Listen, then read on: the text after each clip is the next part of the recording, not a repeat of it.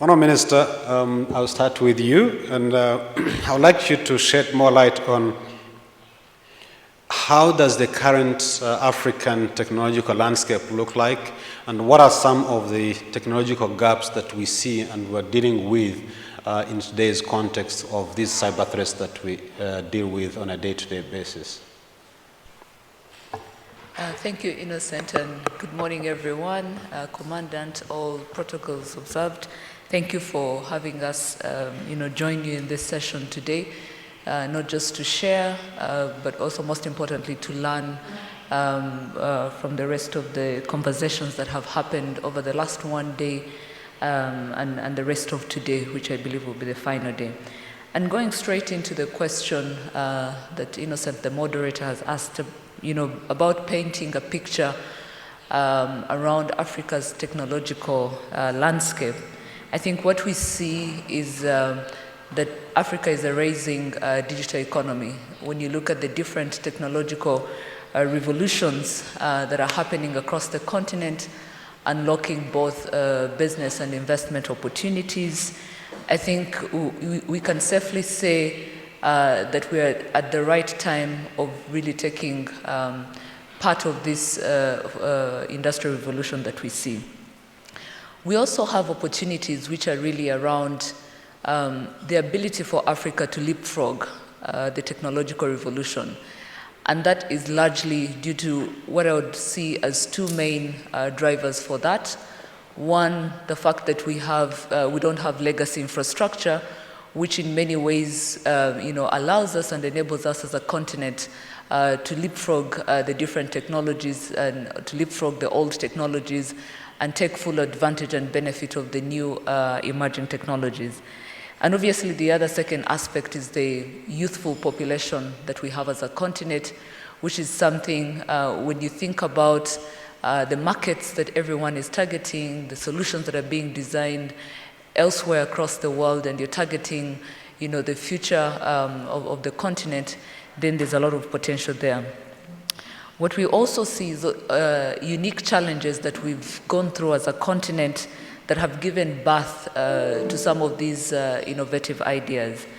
One of the things I think that we can all relate with today is the example of M-Pesa, which really enabled the ability for the continent to leverage the mobile revolution, to leapfrog that, to leapfrog the brick and mortar banking system, and put many Africans into the digital economy, but also allow for financial inclusion to happen at a large scale.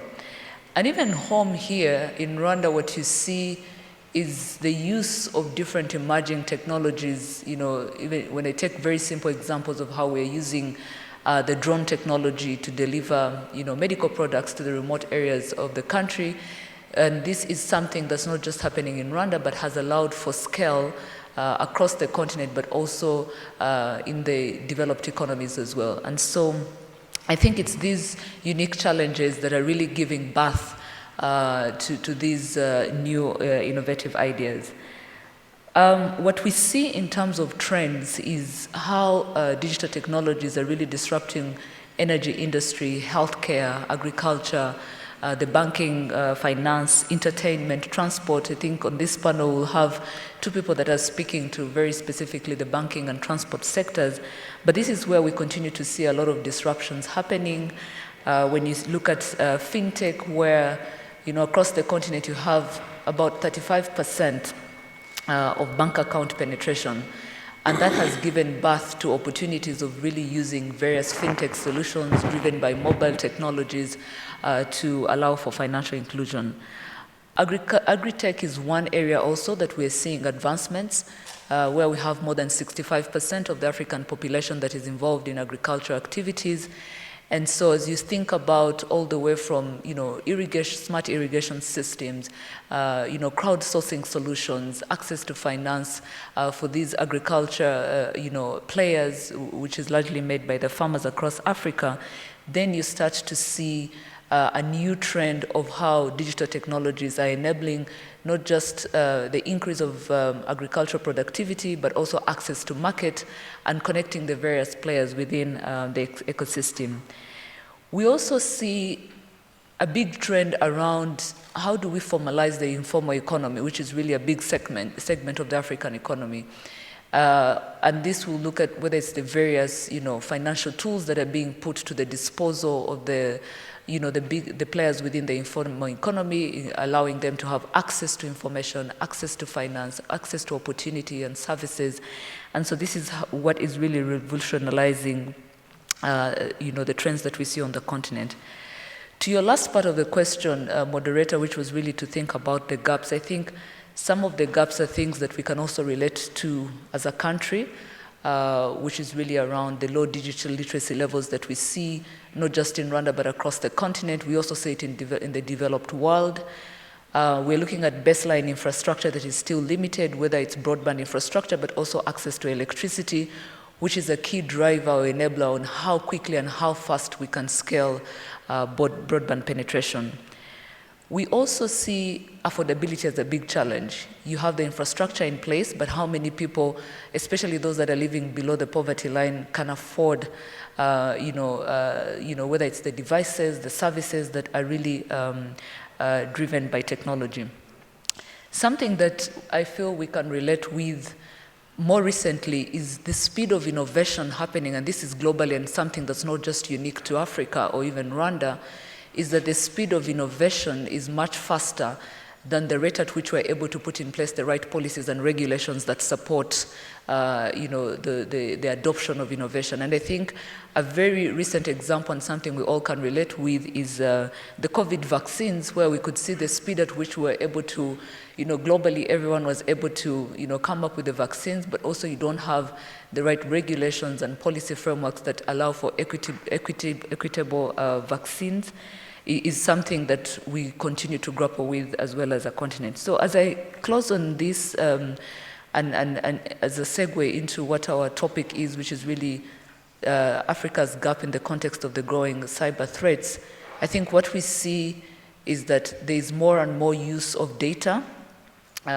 Many of the technologies that we are putting in place are data intensive, and that means they're prone to cyber threats. They're prone, and when you have very limited digital literacy skills across the users of these different solutions, then the challenge around cyber threats becomes more alarming. Thank you. Thank you, Honourable Minister. Lieutenant Patrick Nyirishema is the head of Research and Defense in the Rwanda Defense Forces. Patrick, I want to come to you. There's an article that was published a while back that talked about the promise and peril of Africa, where the author was highlighting some of the opportunities of the digital technologies we have, robotics, we have CCTV, but it was also talking about the risks. Now, stemming off the gaps that the Honourable Minister mentioned, what are the implications of these gaps, especially in the cyber domain that we live in today? What do we see? What are the potential risks that we might encounter and grapple with? Thank you very much, moderator. Let me also start by appreciating the college leadership for the invitation. I'm an alumni of this college, and it's always an honor for me to be back here. And definitely the National Security Symposium is a highlight of every cohort of students here. So it's always a privilege for me to be here. Thank you for the invitation, Commandant Sir.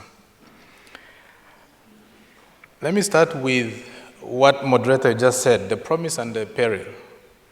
And building on to what the Honorable Minister just shared, if you look at the spectrum of technological development, on the extreme end with very limited tech, you're in the analog world. On the other extreme end, you have very advanced technological capabilities cutting across sectors. Africa as a continent and different countries in Africa are at different stages across this continuum, this spectrum.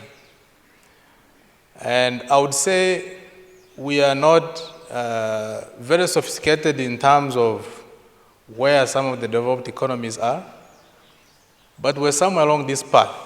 So where does the peril come in? the peril comes in as we build different capabilities in the digital space. Quite often, we do not have adequate security measures to protect us against the risks that come with adoption of such technologies. Now, a lot has been going on in the cybersecurity world, and I will not go so much deep there. I'll try to keep it light and in line with the theme and what we're discussing today. Let me start by referring to a recent report by Forbes. They were talking about cybersecurity trends for 2021. And they point out 3 trends that characterize the different threats that emerge. And of course, these are at a global level, but they also concern us as Africans, different African countries along this spectrum I just mentioned. So the first one is the expanding cyber attack surface. What this means is that as you adopt more and more technology, you are expanding the surface of attack, because adoption of new technologies comes with its own vulnerabilities. Of course, these technologies have a lot of benefits, and we cannot opt out and live in an analog world. That's simply not an option. However, the surface of cyber attack possibilities and vulnerabilities keeps expanding. So that is the first trend they pick out. The second trend that they point out is ransomware as a cyber weapon of choice. Now, for people who are not familiar with this field, ransomware is a malicious code that encrypts a system, and the author of this code asks for a ransom to decrypt. So imagine all your systems in an organization get encrypted. So you have zero access to these systems, and the only way you get them decrypted is that the source of this malicious code has to decrypt it and usually demands a ransom. In 2020, the increase in ransomware was 435% compared to 2019. With COVID-19 and a lot of remote working and a significant increase in use of digital platforms and technologies to enable work while people are in lockdowns and the whole situation we have been in, this has increased the avenue, which is the expansion of the cyber attack space. I talked about the first trend. And ransomware seems to be at the top of the pile. Another reason for this is because the criminals have a motivation for financial gain. And by the way, this is not far-fetched. Prior to my current job as head of Defense Research and Development, I was heading the Rwanda Utilities Regulatory Authority. And during my time there, we had, it was probably one of the worst days in my professional career. We actually had a ransomware attack that encrypted the entire land management system of Rwanda. Now, I think it's actually a good example of what we're talking about. The more you digitize, the more you become vulnerable. And this incident, literally what it meant is that we could not access the land management systems. And as we know, the entire country of Rwanda, land is digitized. There's private ownership of land. And there was no way of accessing this data completely. And the source of this attack was demanding a ransom in Bitcoins, which is another trend that is encouraging this. So they were demanding a ransom in Bitcoins. I think it was $2 million worth of Bitcoins at that time. This was before the Bitcoin significantly increased its value. Now, to cut that whole story short, we didn't pay the ransom, which, by the way, in maybe over 90% of the cases, the attacked organizations end up paying ransom. In our case, we're saved by a very disciplined culture in that organization, where they followed all the procedures and business continuity requirements. So we're able to restore the whole system without having to decrypt what has been encrypted. But we're very fortunate because it just happened that there was a lot of discipline in the IT people who were managing these systems. So this is a trend that is on the rise, and it's not something far-fetched. I just wanted to give that example because we're experiencing. The third trend that is talked about is threat to critical infrastructure. Again, as we continue to adopt digital technologies across different sectors, in healthcare, in transportation systems, of course, energy systems with industrial control systems, banking comes on top of that list. Government services, as I just mentioned an example of land, but in government all across the board, we have all sorts of systems and platforms that are providing services. So the more we do that, the more we are relying on these for day-to-day livelihoods, the economy, delivery of government services, and so on and so forth. And that, of course, introduces a lot of threats and risks. So critical infrastructure, in that broad sense, which by the way also includes defense systems, military systems, is a very critical area in terms of the growing trend, but also in terms of its criticality for our countries. It's particularly complicated because it's such a wide spectrum, and all of these systems across this terrain have different mechanisms to be able to deal with the threats. So it's not something you find one size fits all and then you fix the problem. It's very, very complicated. So to wrap up my points in terms of responding to you, moderator, I wanted to point out 4 categories of these threats so that we can put them together. So the first is a bucket of cybercrime. So cybercrime is a broad area which includes, of course, individuals, organized groups, transnational groups sometimes, who are doing all sorts of malicious actions that we can classify as cybercrime. This includes, of course, targeting banking systems, includes all sorts of things. So that would be the first bucket that I talk about. So the second one is that critical infrastructure bucket that I just mentioned as another major category that we look at. The third one is espionage. So espionage cuts across the defense and security sector, economic sector, and so on and so forth. And this rides on the fact that the cyberspace today is the predominant medium of information exchange, whether it's for defense and security, or governments, or individuals. And so it's only natural that it becomes a major area of espionage. And this is quite broad. Espionage in the classic sense, in defense and security, but also in economic sense.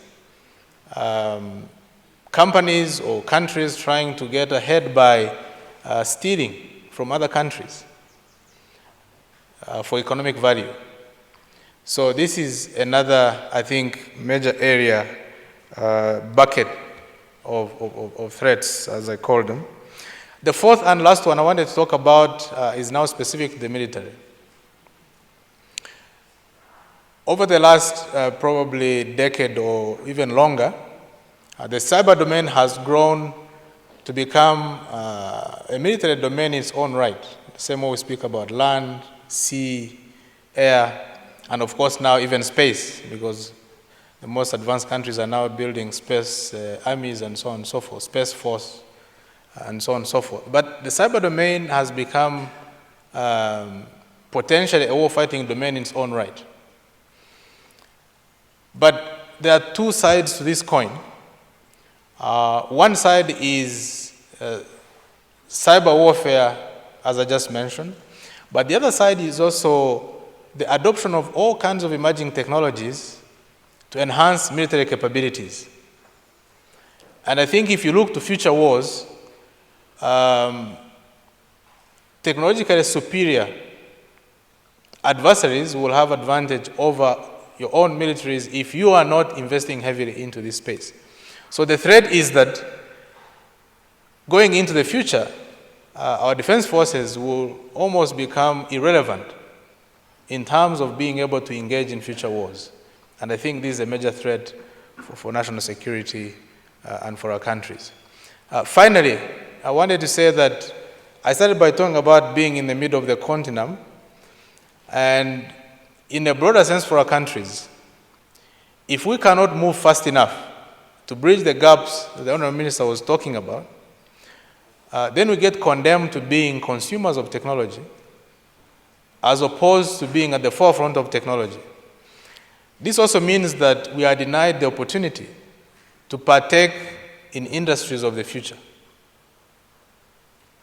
The security side, of course, is, we'll probably talk about that in the discussion session, but it poses great risks looking into the future, both from a security and economic standpoint. Thank you, Moderator. Thank you, Lieutenant Colonel Patrick. That is quite impressive, and especially the element of critical infrastructure. There is one example, actually a real case that happened in the eastern Ukraine, where a cyber attack put down the entire electrical grid for over a period of 2 weeks in the middle of a winter. So you can imagine how that becomes really critical to the livelihood of citizens. That is not different from actually an army invading a country and start shooting people, because the end result, people die. So it's really an eye-opener to understand the criticality of these things. Now, I'll turn to Mr. Obina. We call him Obi. He's the Chief Digital Officer of Bank of Kigali, where he leads all sorts of digital transformation in the bank. The banking sector is one of the sectors that is mostly targeted for obvious reasons. There's a financial gain there. So what are some of the threats that you deal with? Because we know you deal with quite a lot of them. Can you shed more light on what they are and how you're dealing with them? Thank you. It's an honor to be here. So you're right. Because of the financial incentive, we deal with a wide variety of threats. And I think with the advent of COVID, there are a few trends that have made us even more vulnerable. Two of those trends are remote working and then the proliferation of digital financial services. So with remote working, our engineers, account managers, administrators, they've all been required to work from home for long periods of time. So when before COVID, that same individual would be in an office somewhere accessing maybe a desktop computer on a secure internal network. Now they're at home on a laptop accessing the bank's network remotely, maybe through a VPN, which provides them security. But there are so many new points of vulnerability that are introduced because the person is no longer working directly at the bank. So these individuals become exposed to so many new risks. Some things as simple as somebody peering over your shoulder as you're doing work for the bank, because perhaps you're working in a cafe or you have a visitor at the house, or you're working on an insecure Wi-Fi network, which provides an entry point for a malicious individual to access the bank's systems. And then with digital financial services, I think the issue there is actually less about cybersecurity and probably more about maybe cyber compromising fraud, right? An individual who's looking to get some of your credentials and log into your bank account through one of the channels, USSD, mobile app, internet banking, and then execute transactions on your behalf to their benefit and your loss. So these are some of the things that we deal with practically. I think once in the last 3 years before I joined the bank, we had dealt with what's called a DDoS, distributed denial of service attack, which is essentially an external party bombarding your system with inputs in the attempt to cripple it because it overwhelms it. We dealt with that. It happened once, and we put some mitigating factors in place, or some mitigating infrastructure in place, rather, and we haven't faced that since then. I think later on we'll have an opportunity to talk about the different ways that we've introduced measures to prevent these things, but we've dealt with that. I think more commonly we deal with customers who have been compromised. So, we have many ways for customers to interact with us, to initiate transactions, check their statements, pay bills, etc. So for instance, you might be using your email as a way to do multi-factor authentication. So you log in on the website, we send you an email, we require you to go to that website, or rather open your email and then verify that you had tried to log in. But if someone has already compromised your email, right, then that person now has access to that email or that email system process that was designed to verify you. Say you just opened up an internet banking account, right? Or you were just onboarded onto internet banking. Your temporary password is sent to your email. If your email is compromised, the person who's compromised it now has your temporary password. They can now log into your internet banking account. They can carry out transactions, and you've been compromised. So we deal with these things not as often as you would think. Fortunately, I think at the bank, BKR systems are actually quite secure. But that is the nature of the types of cybersecurity risks that we face. I think the banking industry, it's evolved over so many years. The technology has been around for a while. So our systems, I think, are by their nature quite secure. To compromise a bank system, you would probably need to be on site, right? If you wanted to do something meaningful, say initiate $81 million worth of transactions, right? If you wanted to rob a bank in the modern age in a way that didn't require you to dig a tunnel and cart out bags of gold, you could walk into a bank, maybe get access to the server that deals with the SWIFT network, and you could execute absurd sums of transactions to your benefit and to the bank's loss. These things happen rarely because it's not as easy as hacking the bank system from a computer somewhere in Thailand, right? You need to be on site. So generally what we do see is that customers, these points of weakness, customers with bad passwords or poor onboarding processes that send identifying information to other channels like email or maybe a phone, both of which can be easily compromised. So we deal with these all the time. And even when we do deal with them, say someone gets access to your USSD channel or your internet banking channel, there are limits. If you have $1 million in your account, no one can transfer that out all at once. And a certain size of transaction would probably trigger an alert, and somebody would be required to verify that this is really the person carrying that out. So yeah, we're quite secure, but we deal with these threats all the time, and fortunately we've dealt with the majority of them quite successfully. Yeah, thank you. Thank you. I remember back in the days an $85 million hacking that compromised the SWIFT network in Bangladesh, and $85 million were lost. So thank God we haven't experienced that in Rwanda, because $85 million going out of the banking system in Rwanda would be very crippling. Patrick Wichana, now in the same context, in the transportation space, Patrick Wichana is the CEO of AC Group. I'm sure majority of you have seen Tap and Go. This is the brain behind it. It's an honor to be with him here. So Patrick, what do you see in the transportation space from a cybersecurity point of view? How compromised are we, or how vulnerable are we, and what are you doing? What are some of the initiatives? I'm sure, thank you, and it's an honor to be here. I've attended a number of sessions so far, and I've learned a lot. But getting back to the challenges and the threats in mobility, I think I would love to start from the trends that are happening in a mobility space. And the trends and innovations are built through looking at the challenges. And so transport has had, a number of challenges, but I would categorize them in three. Safety,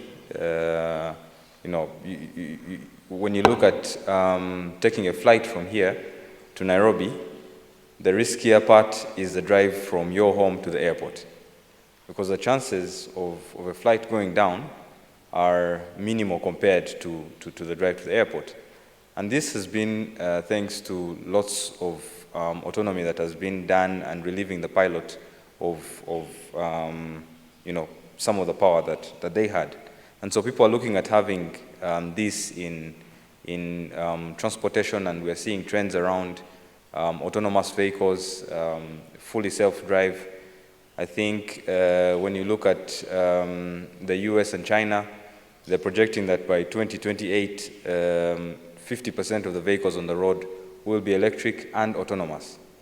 And so, this increases safety and of course carries some risks, which I'll get into. The second is efficiency. You do not want to be, delayed. You want to move from your office to the residential area, from the residential area to your office within a certain amount of time, because we are getting busier naturally. I can imagine if there was a train moving from Kigali to Musanze, and you know that it's going to take 30 minutes for me to commute from that point to this point, and at the same time I'll be working and no time is lost. It's an option that we would all want to take. And so efficiency is one of the other focuses that is being sought for in public transport. And then the third is around the green environment with reduction in pollution. And so we're seeing more and more vehicles going electric.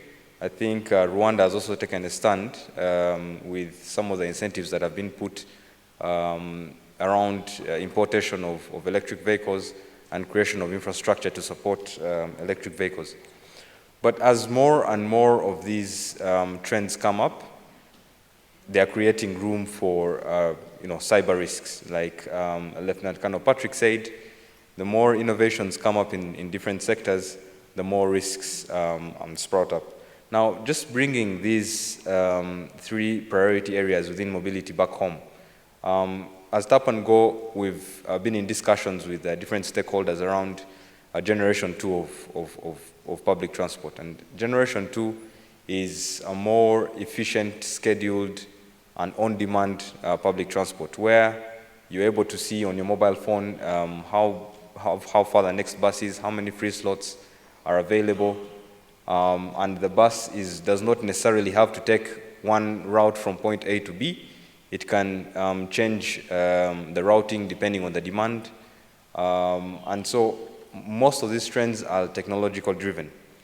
There's been a few discussions and a few companies that have been interested in a PRT, a public rapid transit, which is a small pod that is moving on rails and fully autonomous. And so when you look at these trends that we're having in our own country, most of them are going to be technology driven, are going to be online, and that creates a lot of room for attacks. And so where are some of the attacks coming from? One, there was a trend sometime in China where an electric vehicle, hackers would send different applications to run on the system of the vehicle and drain the battery down. And so you're commuting from Kigali to Musanze, and all of a sudden you reach Nyirangarama and your battery is drained down in a journey that you anticipated would have gotten you there with the charge that you had gotten from home. But this car is also, running on a system, and so it has your transport data from where you go, what time you go, on which days you go where, and that information, which is naturally supposed to be private, could also become a risk if someone was to pull it out and publish it to the public or with their own different interests. Number two is that we're seeing cars connecting to our mobile phones, and so you have your playing system in there, you have your contact list in there, you pick up your phone calls from this car system, and so there's also a lot of threats with the car being able to download all the data from your phone, and anyone has access to it. But coming back to public transport, which relates to us majorly, you also have risks of, imagine the public transport system running on this bus information system, and all of a sudden you have wrong signals or wrong information coming in. One, you will have buses or different other vehicles or the PRT pods routing to different routes where the demand isn't. Or you would have a freeze of the system, and all of a sudden no bus can move, no passenger can buy a ticket because they're all being bought on tap and go. And with the largest population of the city and the country using public transport, that also creates a significant risk in terms of what would happen that day. We were speaking during the tea break about an incident that happened with a bank, and transactions of a particular day are wiped out, and so the following days had to be shut down to ensure that all that is recovered. But when it comes to transport and something like public transport being shut down, it would have a huge impact not only on convenience for people to be able to commute, but also on economic activities that are facilitated by people moving from one place to another.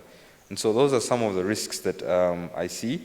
On what can be done, I think one is that we also need to be able to build some local capacity, but also partnerships around people that have specialized in cybersecurity would also help so much. I think being able to think about building platforms that are secure and that have risk-focused monitoring around critical areas, the systems, the bookings, the interactions with passengers, the bus information systems would help. Vigilance, being able to detect attacks as they're coming onto the system without interrupting the normal flow of operations, and resistance, building resilient systems where you can rapidly detect and be able to check without the end commuter or the end client being affected while the system is still running. So those would be my interventions. Thanks, Patrick. It's quite a bit scary. Imagine you're driving, you have your phone connected to your car, and you're having a conversation. What if somebody is able to hack your car and record that conversation and download it? So it actually gets a bit scary.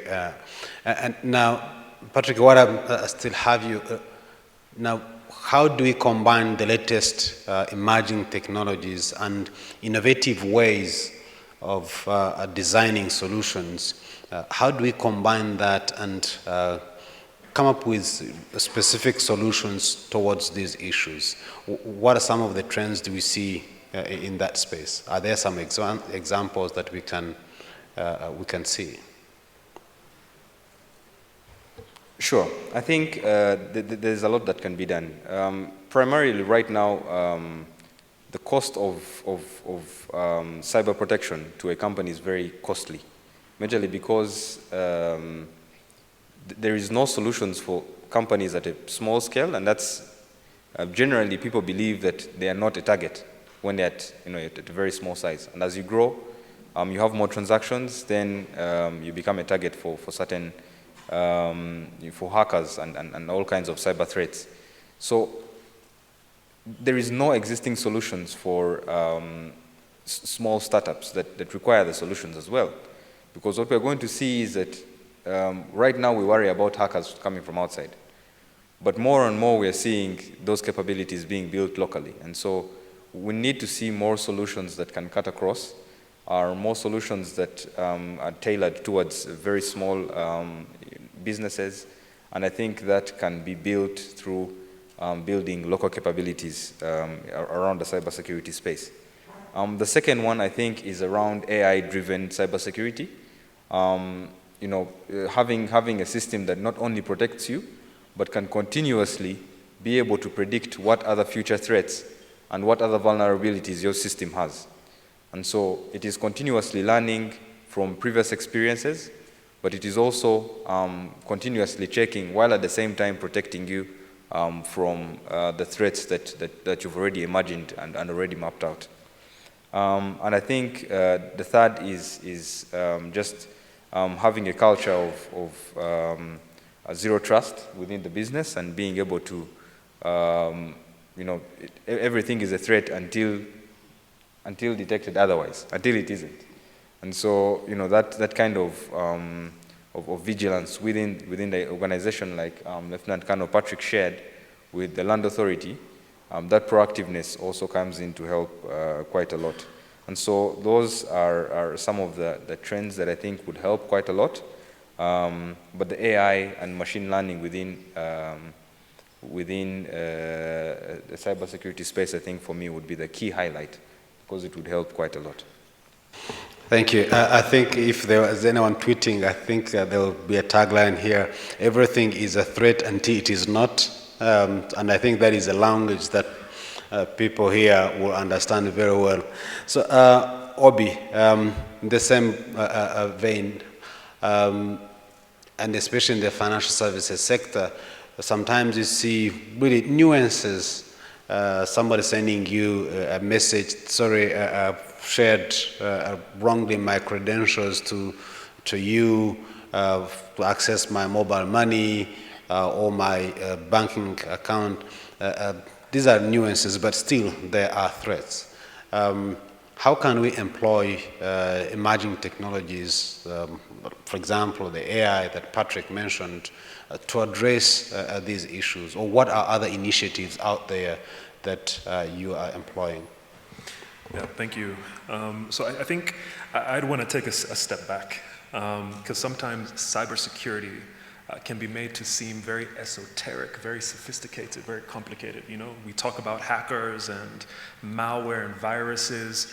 Yeah, these things exist, and they are threats. But the majority of cybersecurity issues that companies face, especially banks, I'd say the majority, up to 80% of those issues, can be solved just by education, right?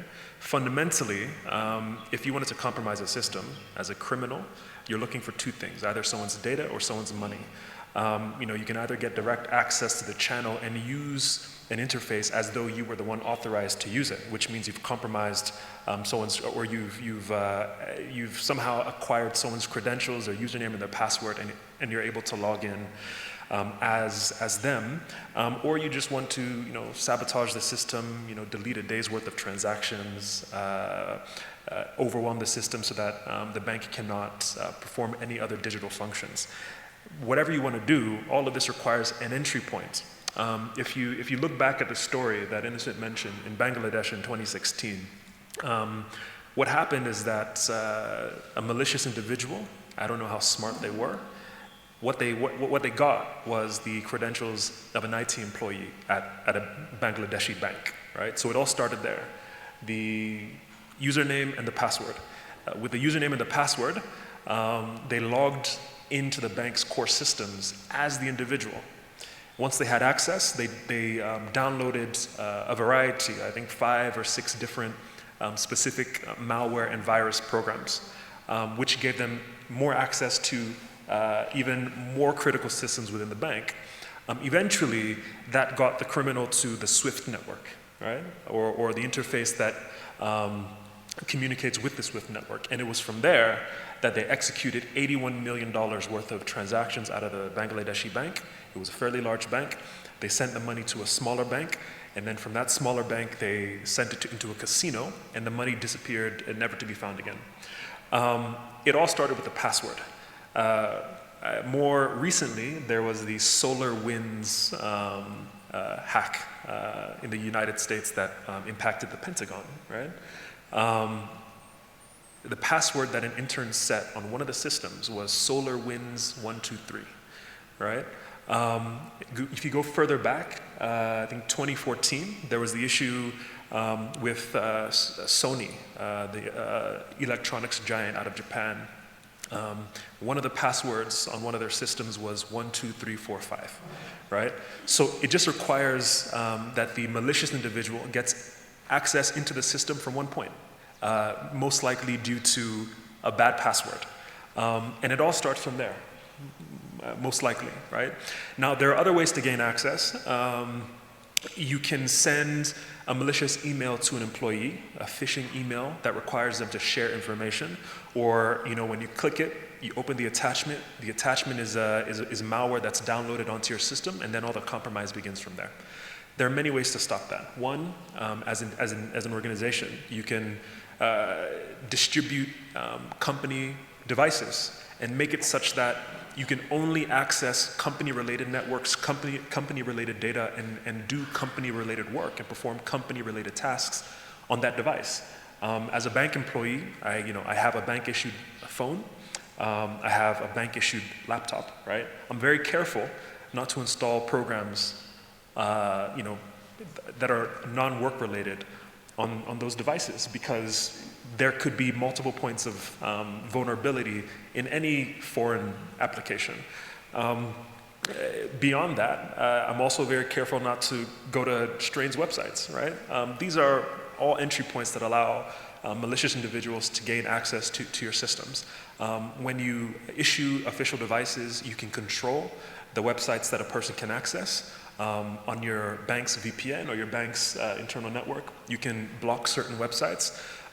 You can flag or even completely block any emails coming in from outside the bank's network. So for instance, if I'm at BK, we are at bk.rw, an email coming from any domain that is not bk.rw can be flagged or blocked or rejected, or at least passed through a firewall.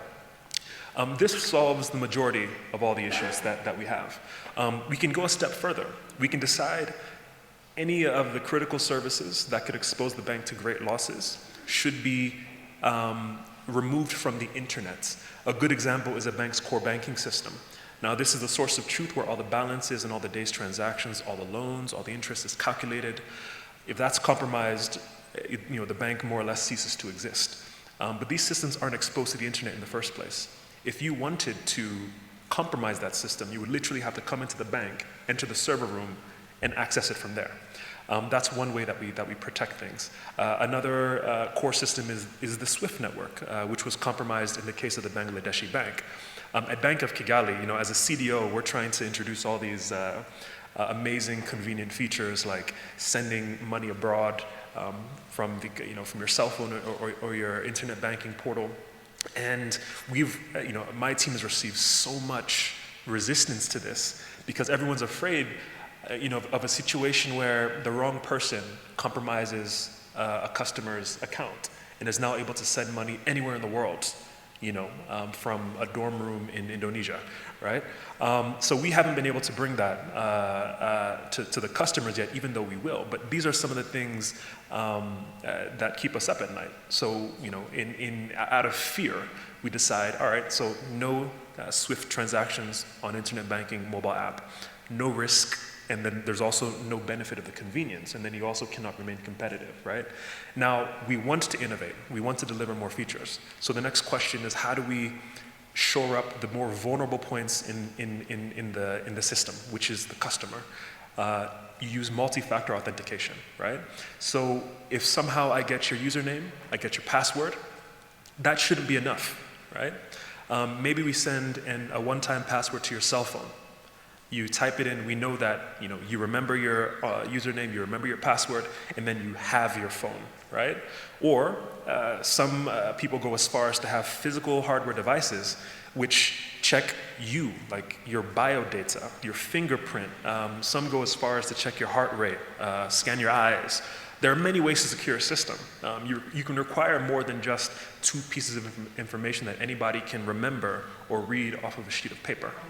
We can use apps which generate passwords continuously, which require that you remember your username and your password, and then you have access to a device which gives you your code, or a physical token, etc., etc., etc. So we think through these things all the time. And I think for every cybersecurity challenge, there is absolutely a solution. As far as your money and banking are concerned, you're safe. Yeah, that's what I have to say about that. Thank you, Innocent. Thanks, Obi. Thank you for those insights. Lieutenant Colonel Patrick, I come back to you. What is the role of, what are some of the solutions that we can design to, one, address some of these gaps that have been highlighted, and more specifically in the cyber domain? And maybe you might want to touch on the element of the education and training also as one of the solutions maybe. What is the role of education? Thank you very much, moderator. It's difficult to talk of solutions when you're having an iBird's view because the terrain is so broad and so diverse. I'll probably talk more about approaches towards addressing these threats. And I'll just say 5 things. 1, there are no shortcuts to building cybersecurity capabilities. Absolutely no shortcut.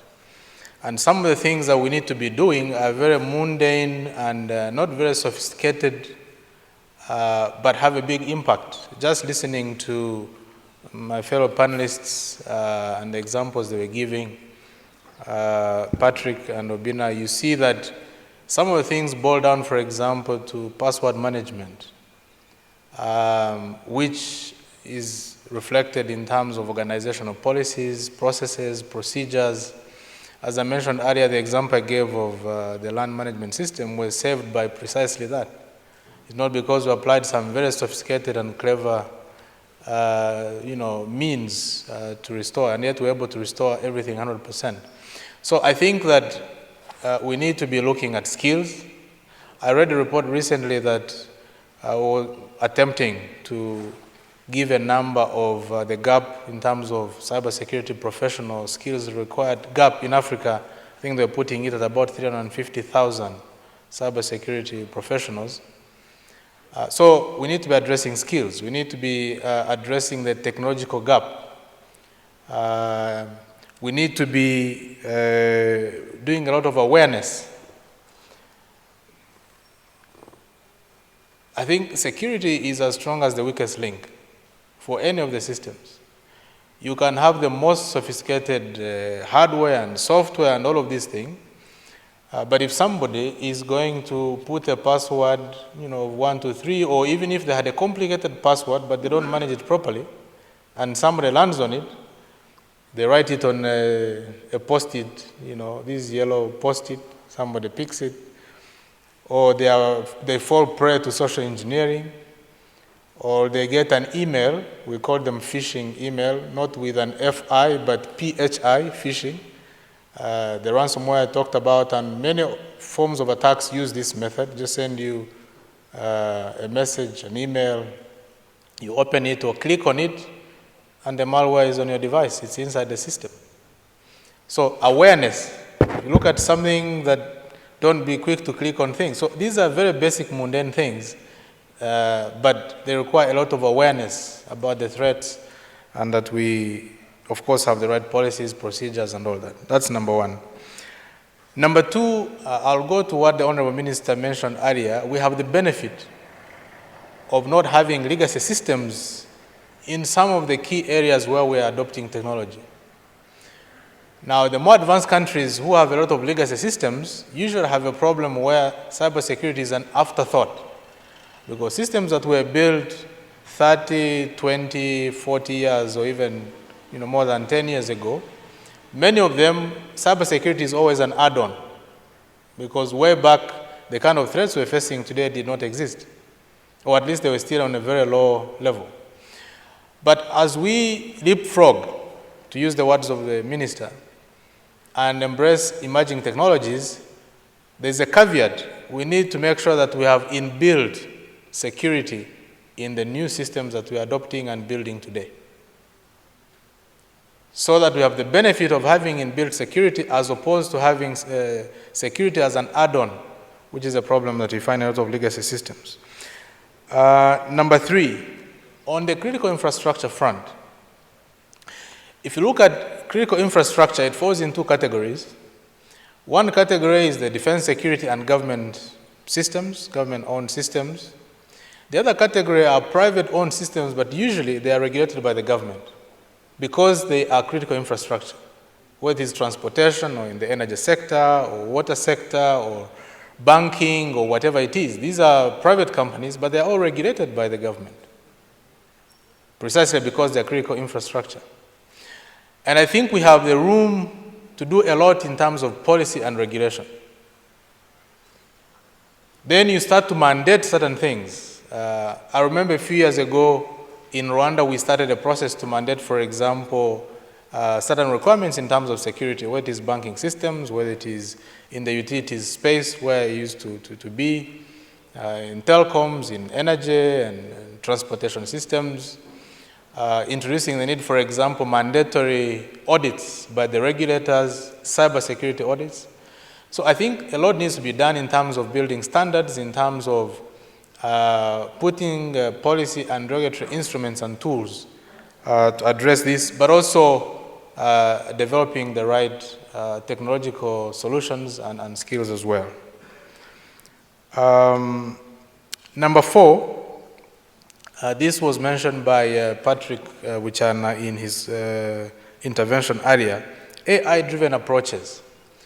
The pace and scan of the space we're dealing with is too broad and the speed is so fast that the recent developments in terms of artificial intelligence gives us the possibility to employ AI to aid in terms of detection, in terms of decision making for decision makers who have got to make decisions in terms of managing threats and so on and so forth. So I think it's also one approach that we need to give a lot of attention to and build capacity in that space for effective and timely decision making and timely responses to these threats. Number 5, in terms of the defense and security sector, specifically looking at the military, I think we need to be very intentional in terms of embracing technology as an enabler and a force multiplier.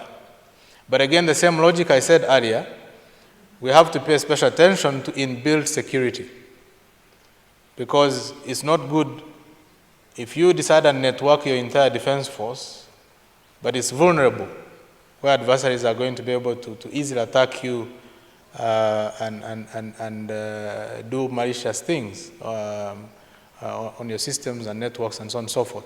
So I think we need to be very intentional in terms of embracing technology. As I said, it's an enabler, it's a force multiplier. It brings the possibility of having asymmetric advantage, for example, in the cyber domain. Cyber has very peculiar characteristics, and one of them is that it is highly asymmetric. While the kinetic capabilities, will go into, for example, the quantities and all of these things, in terms of cyber, if you are very sophisticated level of skill and capabilities, it doesn't take to have a division of cyber specialists to effectively deal with adversaries. And so I think this is a domain we need to be able to pay special attention to going into the future and make sure we're developing and building our defense forces to effectively confront threats of the future. So I'll end on this note, moderator. Thank you. Thanks, Nankana Patrick. And for me here, it's security by design. From inception, we inculcate a discipline of security in all the systems that we design. Honourable Minister, as we wrap up this part of the conversation and we get ready to open up for question and answer, at a policy level, what are some of the things that are being done both in Rwanda, but also looking at the continent to deal or to address these gaps?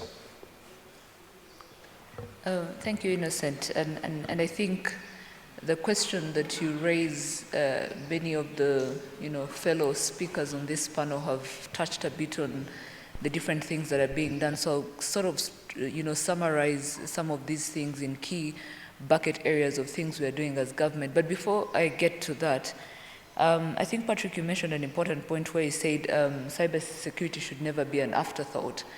And I think to some of the people that are listening to us who are probably not in the tech sector, I hope that by the time we're done with this panel, there's not more fear about technology than really the desire to embrace the various technological innovations. There's a documentary which I don't know how many of you have already been able to watch it. If you haven't, please do. I think it's very helpful. It's called The Social Dilemma. And for many people who I've heard that have watched The Social Dilemma, they want to throw away their phones and every gadget that they've owned in life after looking at it. But of course, after a few days of going through that panic and fear, you definitely know that you still need to be connected, you still need to use some of these devices. So what am I saying with this?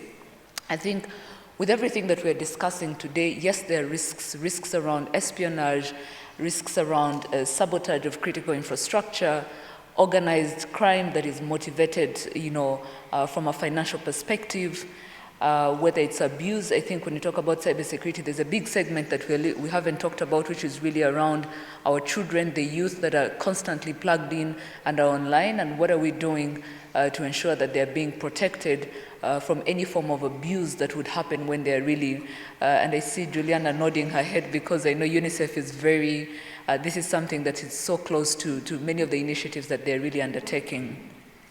And even when we look at from a social media perspective, aspects around misinformation, and I think all these are risks that we see when you don't have the right tools, the right processes in place, when you don't, to Patrick's point, and I think Obi also mentioned it, the education that is required. I think we cannot underscore the extent and need for investments in training, education, and sensitization of our population when it comes to, staying safe online. We did talk about, security by design. I know privacy by design is already a concept or an approach that is undertaken for many people that are building digital platforms. Security by design is also another trend that is picking up.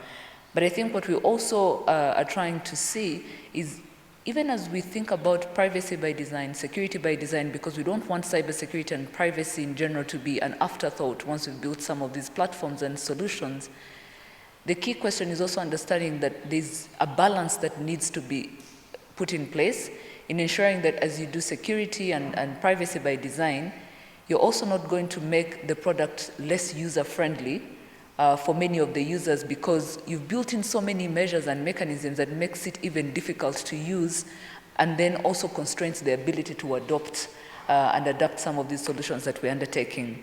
So I think that is very critical, and I think at a policy level, it's always that balance and trade-offs that one is seeking to make to ensure that, yes, security, privacy is central, but also let's also do it in a way that is not going to constrain the levels of innovation, constrain the ability for many of our populations to adopt these digital technologies that we're putting to their disposal.